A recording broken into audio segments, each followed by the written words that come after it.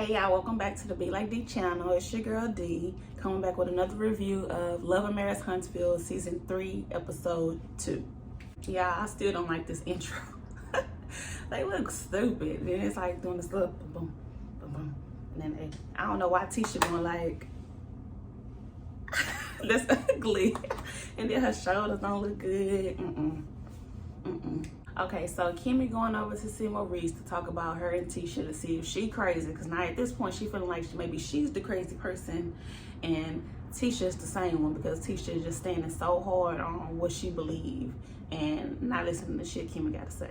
And Kimmy like, but I've been hearing you talk shit and you want me to call you? No. Okay, so now Tisha want to admit that her mama is full of drama. I'm amazed. Okay, so she like, oh, the party came out really good. Everybody was having a good time. I was surprised, and I was thinking maybe I want my mama here. And I realized that we was having a good time because my mama wasn't here. And why more so over there? Facts. Hold on. So Tisha is telling Marceau about her conversation with Kimmy, and she's saying that she brought up the fact that when ain't nobody defend her against Maurice's ex-wife, when she was calling her a home worker and saying she broke up their marriage. And then her response, I had to rewind it back to make sure I didn't miss it. Her response was, well, all relationships are gonna have issues. I was like, hold on, what? I had to rewind it to make sure I was getting what she was saying. And then she still glossed over it and went over to, well, Kimmy knows my expectations, so maybe she'll abide by them. Abide? Bitch, who are you? This girl is so entitled. She entitled and spoiled, just like how Kimmy said, she's spoiled. Girl, bye. Okay, Marceau, you pushing it, talking about women relationships are difficult. It's always one trying to destroy the other one. Where you find that information at? I'm glad Tisha was like, no, that's frenemies, not real friends, okay? Okay, come through, Maurice. Maurice said, is she looking at you like her sister, or are you her sister? Is it a statement? Get her, okay? He said if she wants you to be anybody other than Kimmy in all of these situations, she gonna be let down. Exactly. Okay, so now they laughing at Tisha dumbass. Because Kimmy said, I basically said that to her. I said, well, so you want me to change my opinions if it's something dealing with you? And then she was like, and she said yes.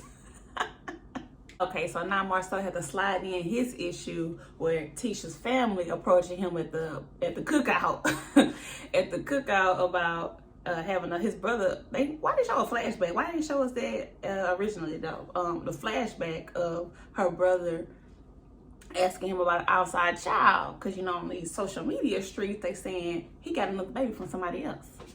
And then she just like, oh God, now we finna be talking about this. And then she like, it's just that social media stuff. And he like, they read too many gossip magazines and stuff like that. Okay. But then she like, if it was a real issue, it would be a big issue. And then he gonna say, I will forgive you if you had an outside child. Watch his ass, girl, because if he's saying that, he's trying to lay down the groundwork so later on you remember that you will forgive, I will forgive you so you can forgive me. That's all that is. And then she like, oh no, it ain't gonna be no forgiveness. Hell no. Get his ass, Tisha. Tisha said, if you have an outside child, I will, but I didn't like how she said if I found out on social media. So if you don't find out on social media, you find out from him, you'll be fine with it. That's what I got from that. But she said, I will divorce you and take you for everything that you have. And he said, well, you already have everything. She said, well, you'll have nothing. You will have nothing, and you'll probably be dead. Okay, I'm with you with that one, Tisha. I'm with you with that, okay? Now we go to Melanie's house, and Martell is coming to pick up the kids. Oh, Lord. You know, it's going to be something. Okay, so she like, I'm putting my game face on. And why she coming down in this long dress? Okay, so you want to look nice in front of your little ex. But I was looking like, girl, you look like you're doing too much. You're supposed to look effortlessly, okay? But anyway, so she coming down the stairs, and I like her with that hair. She needs to stop doing them other wigs and just keep the short little bob do, okay? But anyway, So then they like, oh, hi. They look awkward as fuck. Talking about, hi. Oh, hi. How you been? Good, good. Can we talk outside? I just want to talk about some things. Melody voice. Okay, so then they sit on her porch or whatever, steps, and talk about, she want to talk about the kids and setting boundaries and respect, you know, because his little post on social media. And then he's like, we already got custody together. We just got to be able to work with each other on it. And now they arguing about who, well, they not really arguing, but they just saying their points.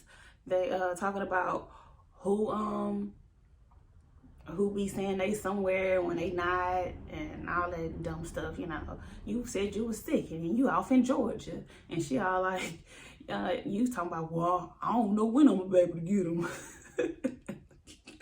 And then now he's saying that she need to get over that social media stuff. She checking his social apparently, because I don't know what you post, so how you know what I'm posting? And she like, that's not true. You do know what I post. Like, he be trying to act completely opposite of anything that she gotta say. So she like, boy, stop.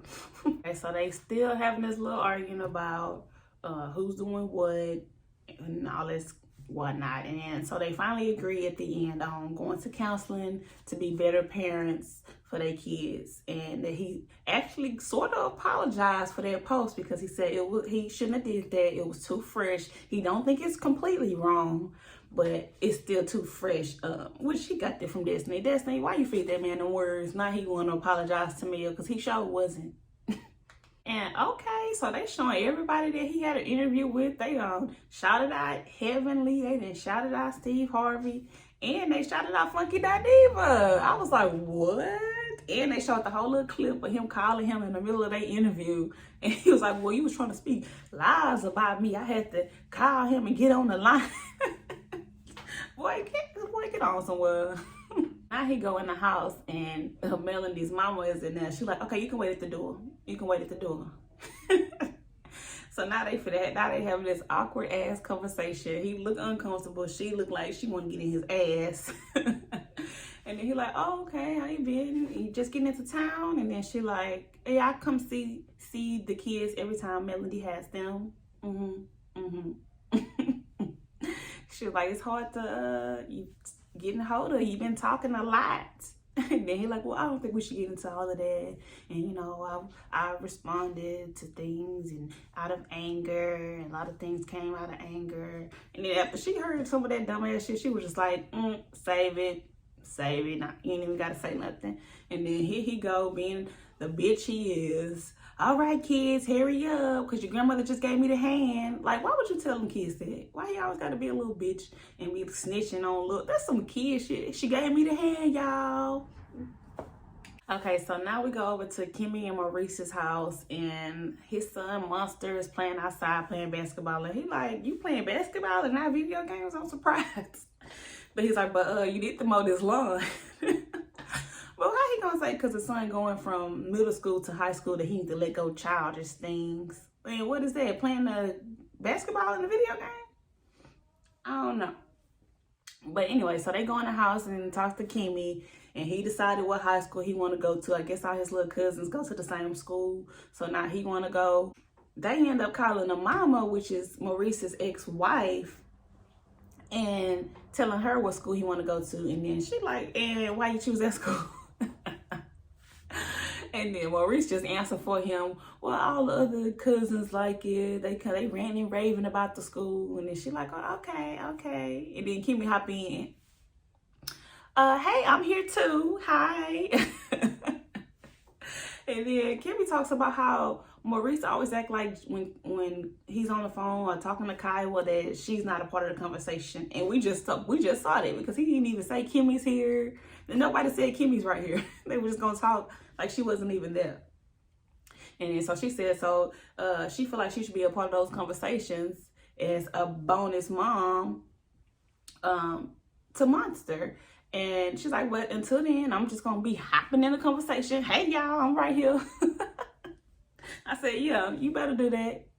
Now, Kyle done invited them to have another sit down. So now they finna try to make up again. All right, we finna see. We finna see, cause Kyle was like she ain't trying to let shit go, and even though she was the one that she done more recent, she got all these strong feelings towards Kimmy. I don't know, but we finna see. I want to see how this sit down finna go. Okay, so now we go over to Mel's job. Melody, I don't know what's the name of her business, but anyway, so we over to Mel's job, and her friend Tiffany stops by to talk to her or help her with something. She asked her friend to help her with something. So I guess it's the new lady that they're gonna add to the show, and she's gonna be the one that's gonna bring all this drama. So I can't wait. I can't wait. But anyway, so Mel's talking to her about getting married. So I guess the lady has been divorced before, and she just got remarried, and Melanie's talking to her about how she feels at peace now, how every day she's learning new things about herself, and that she feel like she would have never learned any of this stuff if she was still married. And then she said, once I got my little glimpse of peace, I was like, oh yeah, I ain't going back. After they talk about their personal business, then they talk about what Mel need help with. So Mel is doing her mamapreneur stuff. She's doing her entertainment business, and she's also doing, I don't know, I think the real estate stuff. So she's saying that she needs her to find some interns for her to help her be able to do all of these things, because she has to do all of this content, has to be put out regularly. So, and she got 4 kids. So she's like, I can't, they are my priority, but I also don't want to slack up on my businesses because they're doing great right now. I got to keep that momentum going. And I get it, because I'm over here trying to do this, and I got a 1-year-old, but I don't want to neglect that. But we got to get it, girl. We got to get it. So I wish let me get an intern. So she also invited her to Destiny's event. And she's like, have you met Destiny? The lady said no. The lady said, I ain't meet Destiny. She's like, well, you gonna like her. She's straight up like us. She's nice. It's gonna be good. And then she really like, yeah, I think you gonna like her. Yeah. I'm like, oh Lord. Because I already know what happened in that little preview. So we finna see. Martell's so messy. So he head over to Chris's house, which is the same house from last season where Melody threw that damn drink at him and tried to whoop his ass for saying that she wasn't satisfying him in their marriage and somebody else was. And he like, I'm walking in here and I'm like, I ain't saying I'm having flashbacks, but I'm looking around like, is Melody here? Yeah, because you do need your ass whooped, don't you? Martell's talking to Chris about the 47 acres that they all been fighting over, and he told him about how he had to go talk to Mel about being the builder for it. And then of course it says Martell off. Martell like, what? How can you go to her knowing that's my ex-wife, knowing it's gonna cause problems? And then I like how Chris did say that Melody said that she didn't really know if she wanted to be a part of that, because that was one of Martell's passions and she don't want to cause conflict. And then he was immediately was like, okay, good, I'm happy she said that, but you should have known that, which he should have. But Chris's whole perspective is, the client asked me to go talk to her, so I'm gonna go talk to her. I mean, it's business. But Martell is saying no, it's business and it's personal, because we're friends. I'm trying to put money in your pocket, you need to be trying to put money in my pocket. I'm the one that brought you the deal. I'm the one that put you in the place to even be making this deal. And then Chris started getting mad when he started trying to act like he made his ass. And then Chris like, oh shit, hold on now. And he like, dude, you making business and personal the same thing, and it's not that. If the client said it that way, that's how it needs to be. That's how I'm finna do it. So now they both mad at each other. Well, I don't know if Chris really mad. He just kind of like, I'm sorry. That's how it is. It's what it is. But Martell like, I don't know, man. I don't think a man should do another man like that. We supposed to be friends. Boy, bye. But I do get it. But it's Martell, so boy, bye. Okay, so now Martell and Mel meet up to do their co-parenting counseling, and they actually acting pleasant. I'm surprised. And I looked up and they in the confessional together. I was like, hold up. But they were still pretty funny together. If they can like keep that balance, we already got something here. I mean, I like when she getting on his ass, but This was cute. This was cute. So they talking to the therapist or the, I don't know what she is, therapist or whatever she is. And they're like, well, what about the kids? She's like, well, what about the kids? Do you think that the kids need any kind of therapy to work through anything? And then Martell immediately like, no, I don't want a therapist to come in and create an issue. And as soon as he had said that, Mel was looking like we already know she don't agree.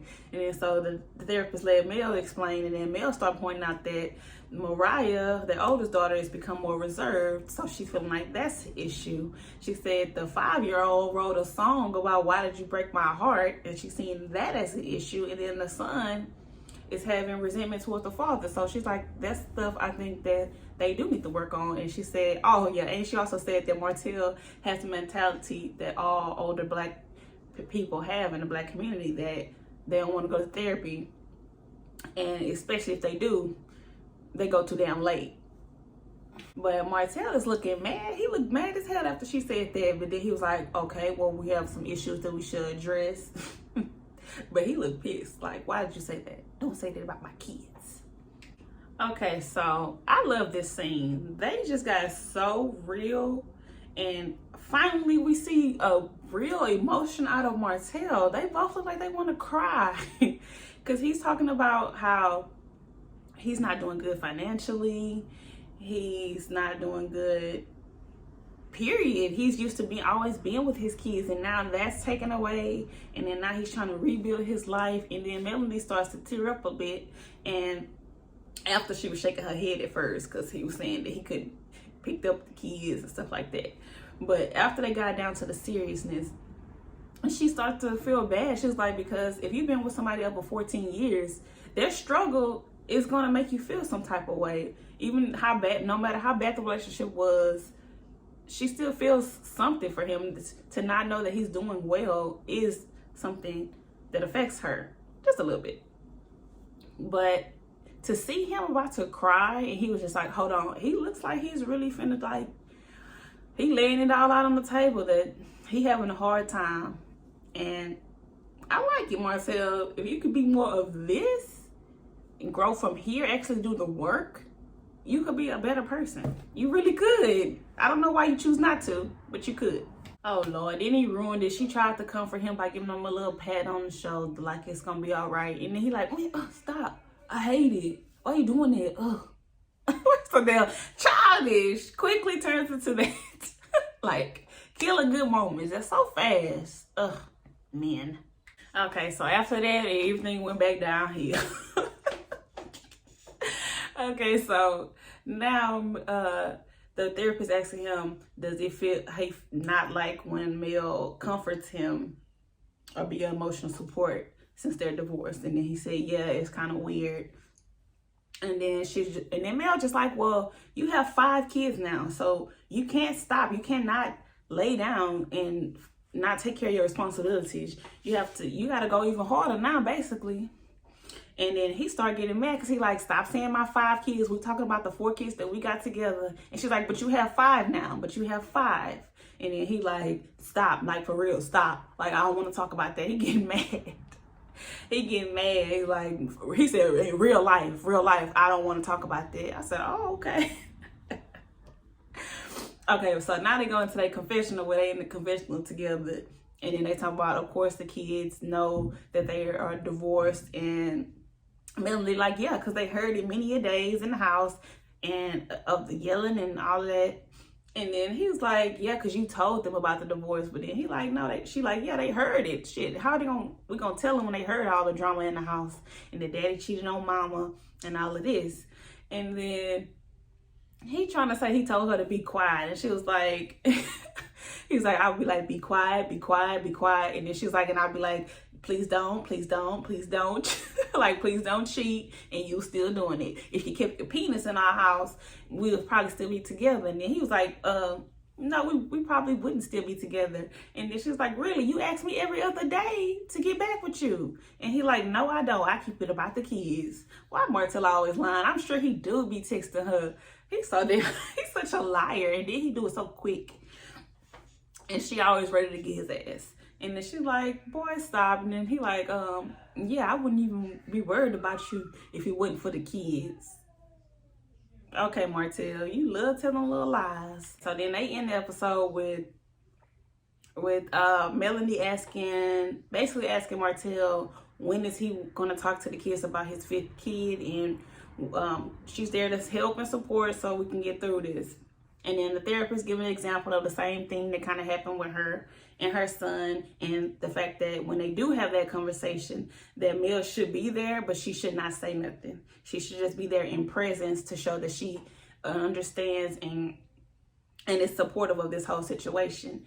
And I like how the therapist brought up that in the Black community that people think that we got to be tough, we got to be strong no matter what happens to us, even if it's unexpected, we got to be hard. And that also teaches our kids that when she hurts your feelings, that you're just supposed to get over it. And I mean, it is definitely a problem. I feel like a lot of people have a lot of hurt and they just try to get over it, and then it seeps out in other ways, and that's how we have all these different problems. So I did think that was a great point that the therapist made. And then Martell said that he felt like it was a great session. That's why he was very receptive to her, and he felt like that she wasn't biased like they old therapists. And then they leaving out talking about how they thought the session was good. And then they mentioned how she helped them out, how Chris and his wife tried to help them out. And then he like, oh yeah, speaking of Chris, which I feel like she was trying to help him just slide that in so he remembered to come at her about that, but I'm gonna let it go. So then they talking about, he said, well, I like that you had my back, even though you didn't, but you did by telling him to come talk to me about it. And then she's like, yeah, of course. She's like, but I'm still considering it. And then that's what got him off. Girl, you ain't never built no house. Bye. And he trying to walk out. He tried to have his little storm off. But she's like, you ain't never built no house. I ain't never seen you lay no concrete or nothing. And he like, yes, you have. Yes, you have. And then they start doing a little tiff. And then they be laughing in the middle of their arguments. That's what I like about them. When they be arguing, they really be laughing and they really be trying to get each other. So that's what made for a toxic marriage. But if they can do this on this show, this is gonna be great. Great for TV, okay? So then she all like, bye, Martell ho, bye. All right, y'all, that is the end of the episode, and that's the end of my review for Love and Marriage Huntsville, Season 3, Episode 2. Like, comment, and subscribe, and share. Thank you.